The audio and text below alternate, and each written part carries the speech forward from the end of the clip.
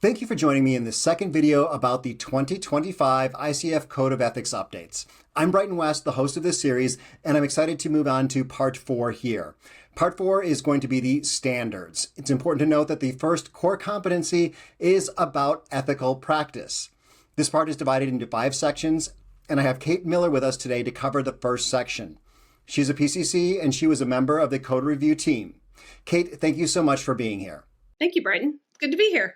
Kate, why don't you take us directly into section 1? So I'm covering section 1, agreement for client and sponsor engagement. And we've had just minor changes there.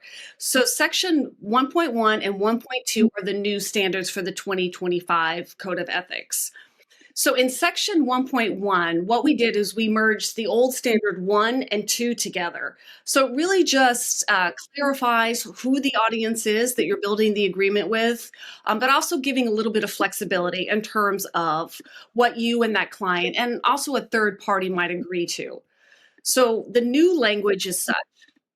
It's communicate before coaching begins with coaching clients, sponsors, and or other involved parties that the coach is in a direct relationship with to explain the nature of coaching and to co-create a coaching agreement regarding roles, responsibility, confidentiality, financial arrangements, and other aspects of the coaching engagement.